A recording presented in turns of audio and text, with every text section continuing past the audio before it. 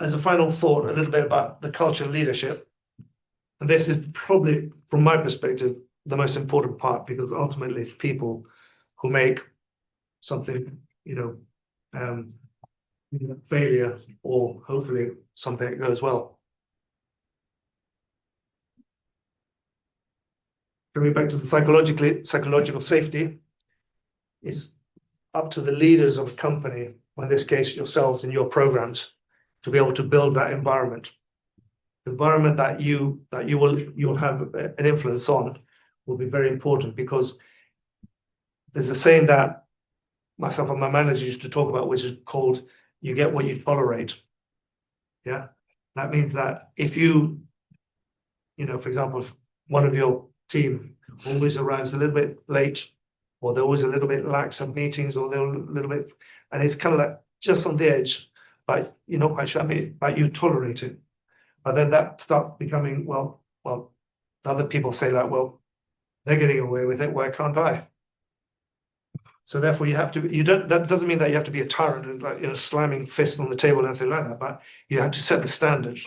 Remember, it's you who set the standards of the behavior, how you want your teams to work, back to the roles and responsibilities and the objectives of what is that.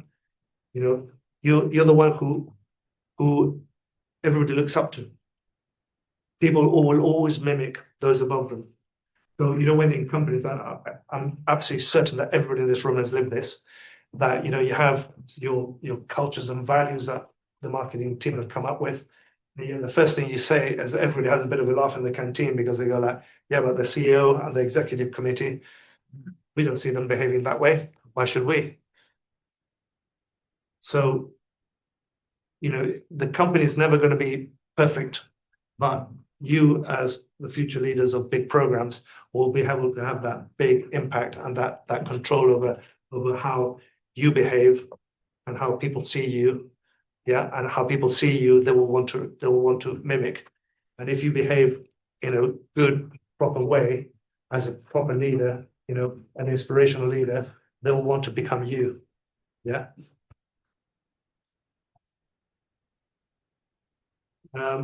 Again, back to psychological safety. When everybody in the team needs to be able to speak up. If they see something going wrong, they need to be able to speak up, say something. They challenge what they're saying. Doesn't matter who it is. We used to basically have rooms full of people, a little bit auditorium slightly smaller than this, where we'd be reviewing parts of the car, and we'd have interns all the way up to technical directors, with about 6 to 7 different levels in between, and everybody had a voice, to the point where psychological safety and then empowerment and decision making was central to what we did. So in one case, we changed the design of the gearbox one year to another, and the gearbox is quite an intricate thing. It goes wrong very, very quickly. Yeah. So this gearbox started breaking down every other race, and we couldn't work out why. And eventually the guy who ran the mechanical engineering division, he basically said to an intern, literally this guy was on his 3rd year of engineering at Bath University, spending the year with us, said, right, you are now in charge of making sure that this works, as in you need to coordinate the people all the way along the engineering group in order to be able to find the root cause of what's going on. He's just 21 years old, he's thinking like, really? I mean, seriously? But literally what he was being given was, he was being empowered to be able to go and grab all of these people and just basically try and, herd them into decision making, trying to do root cause analysis, trying to discuss, coordinate them, trying to get all the suppliers in, all of that. And by empowering him, he thought, his friends were, doing the photocopying and the coffees and the other companies that they'd gone to. He was leading this huge, massively structural thing for us. And we were literally losing, we had DNFs in races where you don't finish, the car doesn't finish, let alone get any points. And this was massively bad news for us. And this kid did really well. he not only got everybody together, but then as soon as he got the empowerment of being able to do this, got a lot of sort of inner strength from this and believed in himself. And before you know it, he's got, he's trying to sort of make sure that he's not only sort of trying to animate and control and empower the rest of the team, but also technical directors, chief designers, other people, and so on. That's the beauty of being able to do that. It doesn't have to always be the bosses who have to run everything. You're probably all used to having to chair the meetings and stuff like that. Give it to somebody else. The more you empower down, the better it is. And again, I used to tell my managers, don't always be at the center of everything. Don't always be putting out the fires. Empower down. Just give it to your engineers. When you empower, when you give people the chance to own a problem, especially, how many times have people come up to you and said hey, look, I've got this problem, and you as the boss says, oh my God, I've got to give them a solution. Oh my God, that's another thing on my plate. Turn the question around, say well, what would you do about it?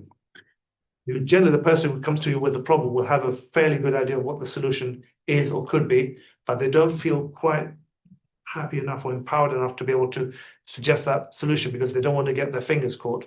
So well, what would you do? Yeah, I think that's a good idea. Off you go and do it. Or have you thought about this? Or go away, think about it, come back, and we'll discuss it a little bit further. Then that's one less problem for you. It's in good hands. They will absolutely grab that with both arms, and they'll feel they own that. And by owning it, they'll become much more loyal to the program, to you, and to the fact that they're contributing to this whole process. Very, very powerful, that. Sorry, again. Recruitment and retention. Again, it's that's something that I paid a lot of attention to, because if you get the wrong people in the wrong place and you don't have the right culture, and they're not following, they're kind of just mimicking, well, what can I get away with, and so on, that can be very toxic. You have to be able to select people for the right skills, both technical or people. You have to, I'm sure there's lots of psychologists out there that can tell you the ideal mix of the teams and so on, and there's quite a lot of strength in that. But ultimately, you have to be selecting people to be team players, so that they can contribute something to that group. And it's not necessarily going to be the brightest. I've had people who, from all sorts of universities that are the best in the world, and when I interview them, one first question is asked them, do you play any team sports? Or have you ever sort of sat in a garage pulling a motorbike apart and putting it back together? Have you ever worked together in a group?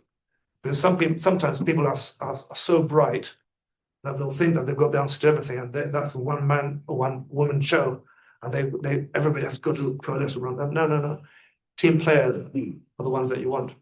I'd much rather have somebody who plays football on a Saturday, Saturday morning, that hasn't gone to the best university, but has got that knowledge from when they were a kid of having pulled things apart and fix problems with their head, rather than having to go to a book.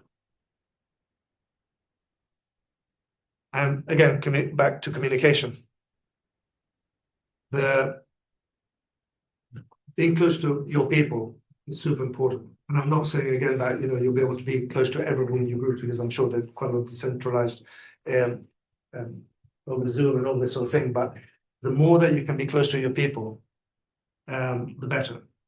Some of the things that we do a lot of is that we say, when you're having a one-to-one, one-to-two meetings, which happens a lot, instead of going to a little room in the office, grab a coffee and go for a walk. And if you can, and if you've got the budget, pay it out of the program budget. Because when people get a free coffee, it's a tiny little cost, but psychologically it's fantastic. I got myself a free coffee.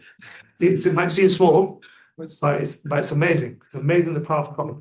Guys, here, go buy yourself a coffee, go and have lunch or whatever, and go for a walk and chat about the problem that you want to fix or whatever. If you're giving somebody feedback, not necessarily formal feedback, but you want to have that difficult conversation, try and go for a walk. If it's formal, then obviously it has to be in a meeting room. But if it's slightly less formal, then you want to try and talk about these things, go for a walk, because that tends to relax people. Also, something I tell people is that you will never get your best idea in an office, in a building. You'll generally, I see quite a lot of people, you generally have that idea when you're either out in nature, especially out in nature, or when you're doing something completely unrelated, or at 2 o'clock in the morning when you suddenly wake up and go, oh, well, yeah, that's the solution. I don't think I've ever had a single decent thought in an office. Constant feedback loop. Here, part of the culture that you can all set is the fact that, and this is part of the whole team culture, is that people need to understand that when you give feedback, it's about trying to make them better. It's not about finger pointing or criticizing, but it's about trying to make them better, helping develop their careers. We're giving you this feedback, and I want you to understand that it's for your good. It's not because I'm being a horrible boss or something like that, but it's because we talk openly and honestly. Radical candor is something you might come across in the future. So that's it. That's the title of that. Feedback should not be just once a year. Feedback should be constant. The more you can talk to people about it, the better they'll be, and also they'll be much more. They'll be much happier for you to be involved in their development. Mm. One of the worst things that can happen, and this happens everywhere, is when managers or leaders don't want to have that difficult conversation with somebody because it's a little bit too difficult, and what if they call HR and they all get upset and all this sort of stuff. I think everybody's been through that, and they don't want to have that conversation, so therefore that problem starts getting more and more ingrained, and before you know it, that 2 or 3 years will have gone past, that will not have been fixed, and that has now shaped that person's career. I've had to, unfortunately, get rid of people who have been 3 years into their career because their bosses never gave them the feedback. They always say, like, yeah, you're doing really well, super well done, good job. And then 2 years later, it's like, new manager comes in and goes like, oh my God, this guy's nowhere. And when you tell them, they go like, yeah, but I've always had these really good feedbacks. So therefore, that person's career is suddenly, gone sideways because nobody had the guts to be able to give them the correct feedback. But you have to do that in a psychologically safe environment. People need to understand that. Rewards, here's a great one. For those of you who are interested in these kind of things, a guy called Daniel Pink talks about this, and effectively they're saying that when you want to reward people, a lot of companies automatically, HR teams go from, we need to give them a bonus or, a bit of money and stuff like that. But what happens to that? You give somebody a £1,000 bonus, that immediately goes to either the holiday fund or the mortgage. By next week, that's forgotten. And what happens then? So that the effect of that is very, very little. Whereas if you can start rewarding people by very, very simple things, in our case, what we used to do, which is super powerful, well, other than coffee and lunch, what we do is that every week we'd have all of my people who used to work for me, my managers, plus the chief designers and my boss, and we'd get together and we'd nominate 1 or 2 people who'd gone above and beyond the values that we'd already set of how we wanted the behaviors that we wanted to entice from being a high performance culture, so on. And somebody would come up, and it's not about the fact that somebody did a super job, it's the fact that they did something extraordinary, something really good. They went out above and beyond with their team and their friends. And you nominate somebody, and we'll say, right, not the boss of that person, but somebody else in the room, or maybe preferably more, would go up to that person's desk and say, hey, look, we've just had our weekly meeting with the exec, and we've heard about this, well done, that's super. And then somebody else would be nominated to take them out for lunch down to the canteen, nothing special, but they'll talk to them about them, the work that they've done, the fact that they'd be very interested in how they, how do you want to develop in this career, and they'll get really interested in that. And the beauty of that, those 2 things, the very, very small things, is the fact that that person, instead of going back home and going like, hey, I've got a £1,000 bonus, yeah, that's one less payment of the mortgage that we need to do. Instead of that, they're going to go back home and be like, hey, my boss, not only my boss came to say I've done a super job, but the chief designer came around and the other person came around and the technical director came and congratulated me. And this other guy came out and took me to lunch. They got interested. And they'll be telling their family, their friends, and they'll feel super good about it. That breeds loyalty, that breeds team cohesion. It's fantastic. It's absolutely magical. And you know, as soon you'll come across, you know, the CFO goes like, oh, we can't spend money on buying coffees and lunches and stuff like that. That's the cheapest and most effective way that you can get loyalty. Yeah, that's a tiny little picture of, you know, don't be the boss, be the leader. And just to conclude, everybody in a high performance team has to be comfortable being uncomfortable. And this is the same for business. The minute, you know, you'll spend a lot of time in a new job, you know, fixing processes and things and people and stuff like that. And then eventually you've done almost everything you want to. And then it starts getting a little bit more comfortable. But the minute you start getting a bit more comfortable, you have to go actually take the next step forward. It's like, what else can I do? So you have to constantly be slightly uncomfortable enough that it becomes a way of doing things. But then you know that you're doing things, you're moving forwards with stuff. Always be just, as it says, be comfortable being uncomfortable. It's like cliche here, but be the leader that you always wanted to have. I think everybody's had that one fantastic leader in our lives, that mentor, that person who led us that we all saw. Oh, that's fantastic. Or maybe a combination of both. But you've got the chance to being able to shape yourself, the way you are with people, the cultures that you set, especially when you have to do a program from scratch, to be able to lead the way that you always want to be led yourself. Be that person that people look up to. You know, I want to be that person. It's a team. You have to work together. Then you have silos, egos. Try and get rid of them. And that's easier said than done, I know, because especially in programs, you have to deal with the department of this and the department of that and the stakeholder of this, and it becomes super complicated. But in where you can, try and get rid of silos. Yeah. Be kind.